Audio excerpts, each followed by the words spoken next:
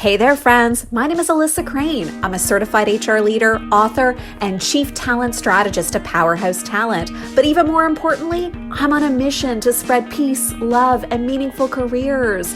That's right. In this podcast, we're going to dig in to how to escape those legacy behaviors, spark a cultural metamorphosis, and change the energy of our organizations. So if you're allergic to that stuffy, robotic employee experience that has plagued organizations for far too long, and if you have an obsession with heart-centered employer branding, then we're going to be fast friends. So let's do this, people. It's time to spread peace, love, and meaningful careers.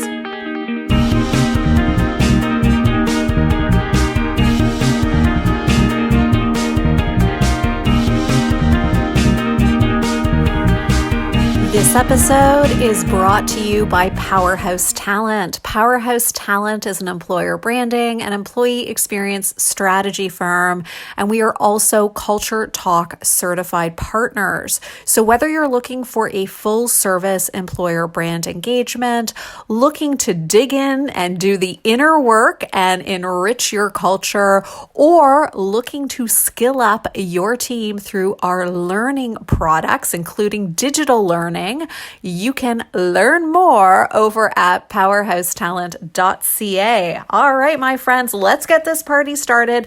Today, we are talking about employee ambassador programs, and in particular, as they relate to employer brand storytelling.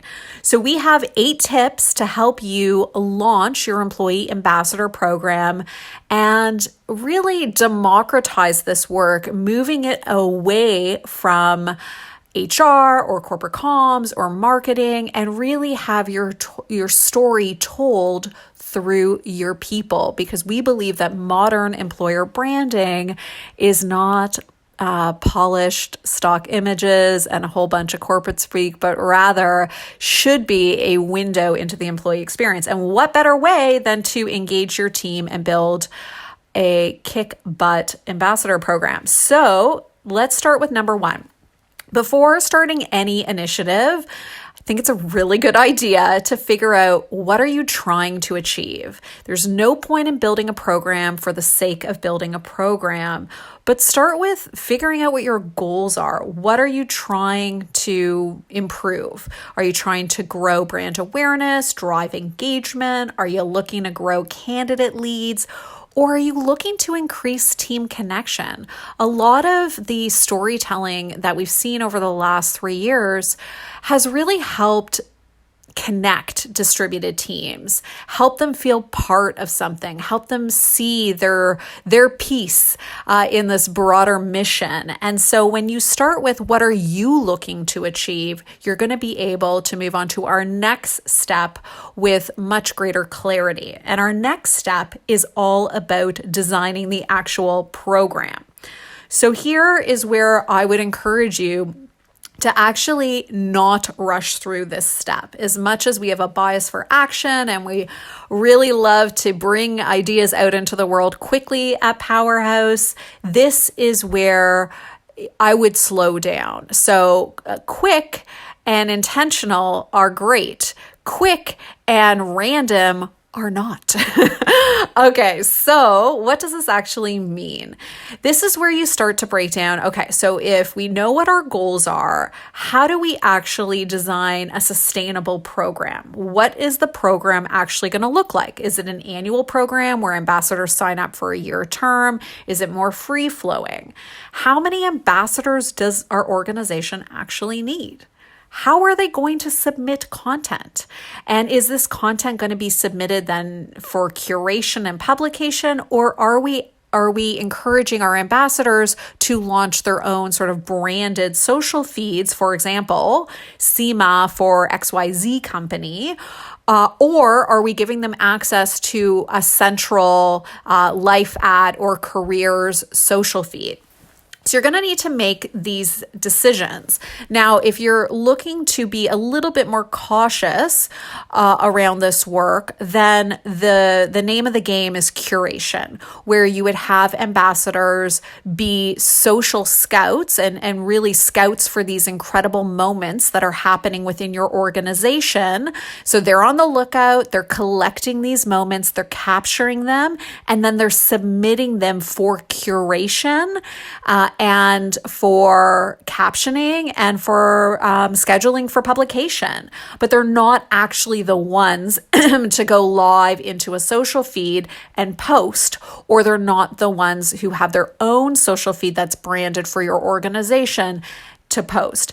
And the benefit of doing it that way, while it is less sort of free flowing and organic, it is most corporate clients take that approach because there's a little bit of there's a lot greater control, and through that comes risk mitigation.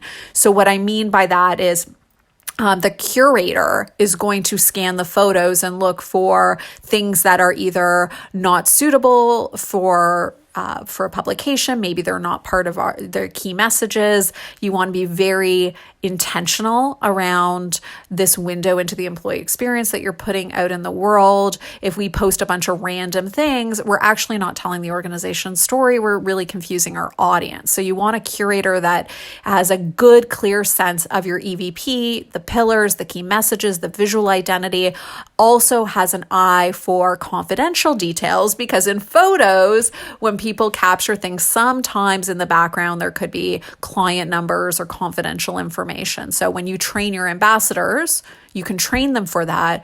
But a second sort of quality control measure would be your curator looking at all of the content coming in and storytelling in a fashion that aligns with your EVP messaging and your employer brand, essentially. Okay. And so some other things that you're going to want to think through in this design phase include: who are these ambassadors? Are you putting sort of a casting call out and it's anyone can raise their hand? Are you training them? And if you are, who is doing that training? What is the nature of that training? How are ambassadors going to be selected? So again, is this a sign-up process, or are you tapping people on the shoulders to see if they want to participate? How much content do you need? So what's the volume? And is it across the entire enterprise? Is it within a specific business unit? Is it across the world, or is it within a specific geography? And then how are you going to manage consent? And that is very important. And so that I would encourage you for you to include that in some of your ambassador training as well. So we want consent for the people who are in the photos, and there are different ways that you can obtain consent. And what I would encourage you to do is speak with your internal counsel to see, is implied consent suitable? Do we need some consent forms? Do we have blanket consent in our employment agreements? These are some of the parameters that you're going to want to think through as you design your program. Next up, it's about tools. Okay, so a great, sustainable, well-oiled machine of a program is designed with intention. It's thoughtful in its design. So here, if you have budget, you can use awesome tools. For example, we are a Later partner, which means we work with Later, we use Later with clients, and Later and Powerhouse have an official partnership agreement. By us spreading the word on how one can use Later, we are rewarded. Moral of the story is that there are tools out there. You don't have to use Later. You can use another tool. But the benefit of Later, and why I bring it up in this discussion, is it has more than just social scheduling functionality. It's actually great for contests, and it's great for ambassador programs, because there are contributor functionality options that you can turn on and have your ambassadors submit content right into the back end of this content management system, where your curator has everything housed in the very system that they're going to select the images with. They can edit the images or content with, they can caption, and they can schedule all on a single platform. So that is why we love Later and are proud to be a Later partner. But if you do not have budget or Later is not an option for you, then that's okay. There are other ways to collect this content. You can collect it by way of a shared drive, whether that's OneDrive, whether that's Google, whatever tool of choice your organization uses. You can set up a file and grant access to your ambassadors where they can upload content, and then you can pull that content and schedule it through another scheduling tool or through whatever means you want. You can have pictures just simply emailed to your curator or your EB lead. So you don't need to have all the bells and whistles and have a simplified tool if that's not in the cards for your organization. It does just make life a little bit easier, but there are workarounds that are absolutely free and still work really well.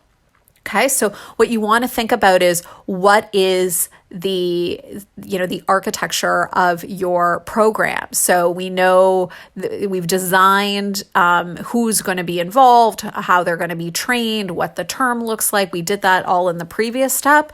Now we move into, how are we actually going to collect this content? And again, you can invest in a tool.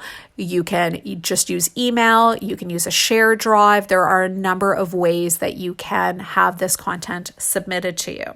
Okay. The next thing you want to think about is how you're going to promote your actual program. So now that you've designed the program, your tools are ready to go, it is time to spread the word. And here's where, if you are creative, you can create some really compelling posters, splash pages, other graphics to let your team know that you are growing your social storytelling and you want to do this together with the team because you believe in a co-created people philosophy, as we do at Powerhouse and preach pretty much on every single call with clients. It's all about co-creation. So have some cool posters, have some cool splash pages, invite people to be part of this team that provides this window into the employee experience. If you are not creative, if you do not have a design background, and you don't need a complex design background or a really in-depth one, but if that's not for you, then just partner with marketing. We ought to be friends with marketing and they can help you come up with some great designs and some really creative ways to spread the word internally. All right. So now you've selected your ambassadors and it's really all about explaining the vision to them. So here's where I would go into educating them on your employee value proposition. And essentially what we're asking them to do is, we've taken time to figure out who we are as an organization. We've crystallized our people promise in the form of our employee value proposition. This is what it is. This is the positioning statement and the defining why, and these are our pillars. And these are the key messages we really want to get out there in the world. And so when we help them understand what that is, they're going to be on the lookout for all of these moments that actually serve as proof points that show that an EVP is not just a bunch of words on a document, but it's really lived every single day at the organization. And through the team, we're able to highlight all of the incredible work and experiences that one has when they join the team. And so when you give them that context, they're better able to serve this mission and this purpose.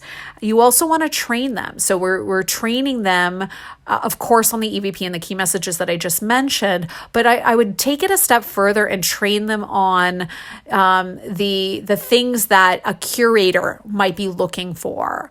So for example, the curator might think of the time of year it is. Is it Black History Month? Is International Women's Day approaching? Are we moving into Pride? So, it could be looking at it through the lens of deepening belonging, growing connection, fostering greater inclusion, and hopefully growing representation across the enterprise. You can also talk to them about what a curator might look for from a risk mitigation perspective in the form of confidential information. So make sure that there's no confidential information in the background. Make sure you've obtained consent. Engage with legal counsel so that you understand how to best capture consent, but bring your ambassadors into the loop, give them the context, make them feel part of this journey, regardless of their role in the process. Okay. The next step that we want to do after we've trained our ambassadors and we get them excited and super pumped to do this work, it's really about recognizing that this is an extra that they're doing for the organization. And we really want to thank them for, being that cheerleader for the organization, being almost like an influencer for the organization. And so you can give them shout outs, you can recognize, you can even gamify this in the form of leaderboards, but make it fun. And you can figure out what that looks like in your organization.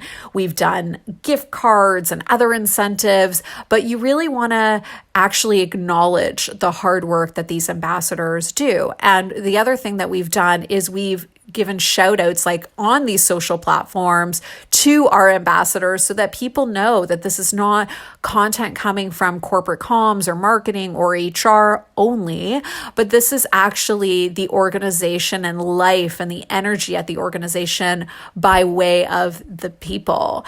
And so, it's the organization experience through their eyes. And lastly, you will really want to determine your goals. So we set out at the beginning, what do we want to achieve here? Now it's about determining, okay, are we actually hitting the mark? So like any initiative, it's really, really important to figure out, what does success look like from the outset? And then measure against that. So is it increased employee engagement? Is it, greater team recognition as perceived by employees? Is it content consumption that we see through impressions, where this is actually a really valuable form of candidate research and we hear about it in interviews? So with any program, it's not going to be perfect right out of the gate. What you want to do is you want to think about just like step one, why are you building this? And in our last step, how do we know we've been successful in building this? And then you want to tweak as you go. Well, there you have it, friends. If you set this up right, it will be this sort of self-sustaining machine, but it does make sense to be extra thoughtful, extra intentional, and just slow down a bit in the beginning so that you can get it right, so that you can really go fast once you launch. I hope this helps. And if you have any more questions, pop on over to powerhousetalent.ca. You can also read, we have a blog post on this, and we have a ton of digital learning, including an ambassador mini course that will be coming in the future. But this is just the content you need to get you on your way. And I really hope that your ambassador program is a huge success. So as always, wishing you peace, love, and meaningful careers. Have a good one.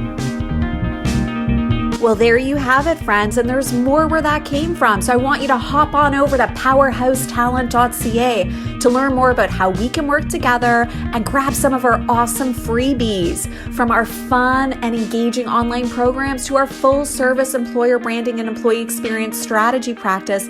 Powerhouse Talent is the place to be if you are looking to power up. So until next time, wishing you peace, love, and meaningful careers.